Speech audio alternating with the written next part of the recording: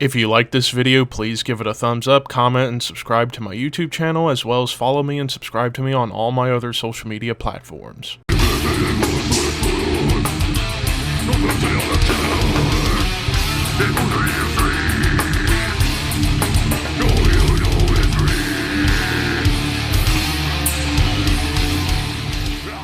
What's up, Thrashers, and welcome back once again to the Thrash Maniac 99 YouTube channel, and I am back with another album review for you guys.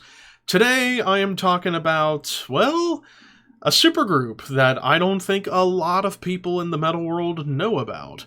And this is the latest studio offering from this supergroup from America and the Netherlands, Siege of Power with This Is Tomorrow. So this is their second album on Metal Blade Records, so they're on a pretty big label for a supergroup.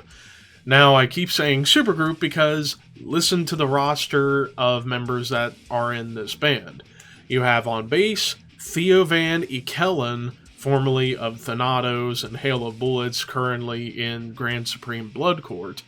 You have Bob Bacchus from Asphyx, formerly of Asphyx, on drums.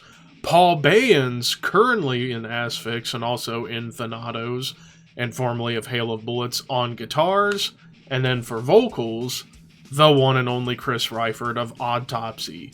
So yeah, it is a supergroup of some really good musicians that know their death metal and thrash metal to some extent, and pretty much formed together a death thrash supergroup called Siege of Power back in, well, they were first called, I think, First Class Elite, I believe, in 2013, and then changed their name sometime, I want to say, in 2016, 2017, to Siege of Power, named after the Napalm Death song.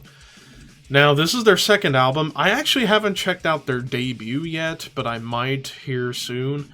But I wanted to check out this because I was like, ooh, a new album from Siege of Power, a band I've been hearing the name of in Metal Archives.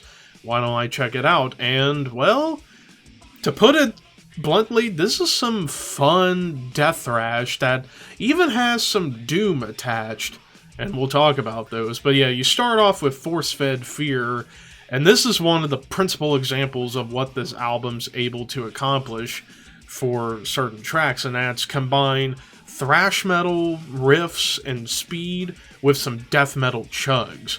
Like Force-Fed Fear, Zero Containment, and Oblivion are definitely principal examples of combining thrash metal riffage and speed with death metal chugs, which is really, really cool, and I love when bands combine both styles together.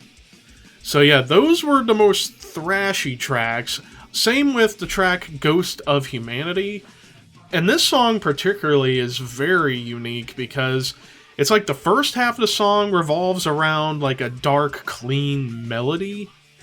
And it has a more darker tone overall. And it starts off kind of more on a groovy note, almost like a mid-tempo Metallica song, because you hear a lot of down-picked riffs that feel like something James Hetfield would have done.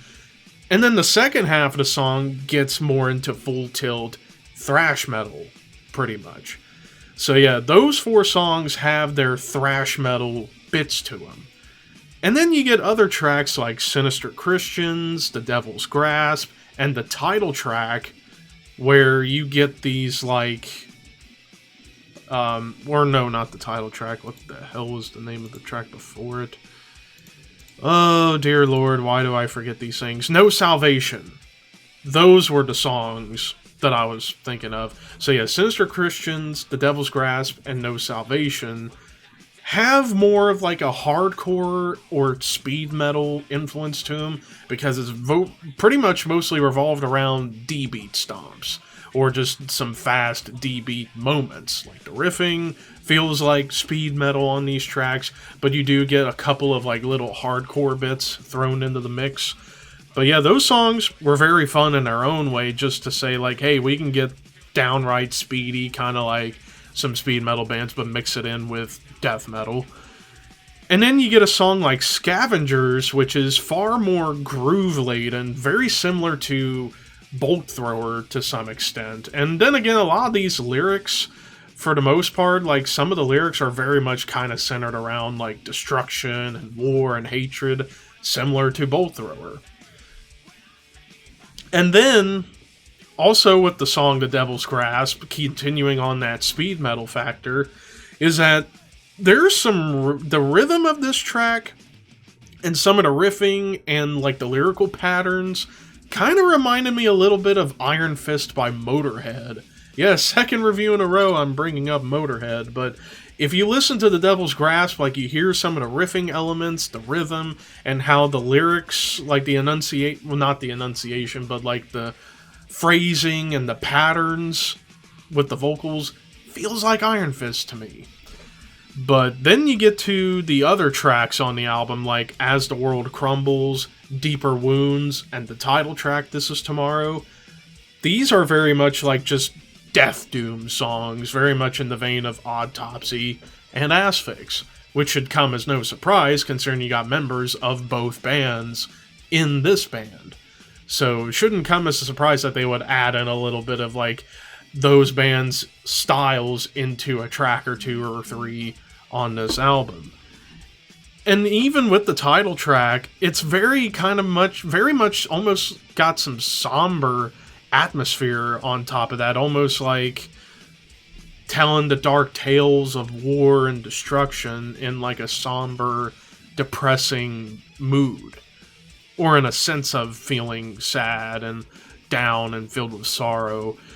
But then you get some like other moments, like on the song No Salvation, where you get like these sludgy riffs kind of thrown into the mix a little bit, like very much like sludge metal, like not quite doomy, not quite groove metal, more sludge metal riffage going on here. But yeah, the leads on this album, for the most part, there's not that many leads, but when you do get leads, they're mostly about shred. But there is one standout lead to me, and that was the lead in Deeper Wounds, the longest track of the album at 6 minutes, and this lead had more beauty to it and more feeling to it. And those are pretty much the songs in a nutshell. Like, you get a few thrashy tracks, a few hardcore speed metal tracks, a groove track, moments of sludge, and then a couple of tracks that feel very much death doom.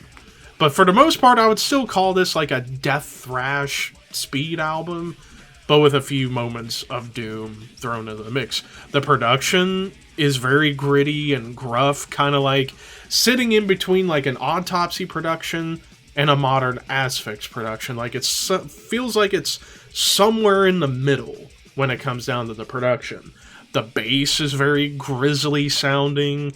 Like, the bass especially comes alive towards the end of the title track, where you just really... ugh. The riffs, fun, catchy. Nothing wrong with some fun, catchy riffs. And then Chris's vocals definitely don't have the elements you would come to hear from Chris Ryford. These vocals can go anywhere from like insane screams to more thrash barks, rather than his signature style that you hear in Autopsy. Now, the one major complaint that I have about this album is the drumming. Like, Bob is a good drummer, but here on this album, it's like he can play beats very, very well. Like, he can play doom beats very well, he can do the thrash thing fantastically. But the problem I have with the drumming, not that many drum fills. Like, there were barely any notable drum fills on this album. Like, he was just mainly sticking to the beat. But the songwriting, really solid on this album. So overall, this was some really damn good stuff. For my first time checking out this band, I was impressed. I'm going to give this one an 8.5 out of 10. There are some really strong songs on here, but like I said, the thing that drags it down, the lack of drum fills. But it's not necessarily the worst thing in the world. After all, the beats are fucking fantastic. I do wish Bob could do more drum fills. But yeah, 8.5 out of 10. That's just my opinion. What did you guys think of This Is Tomorrow by Siege of Power? Let me know in the comments below, and until next time, you keep your horns high and your dreams wet.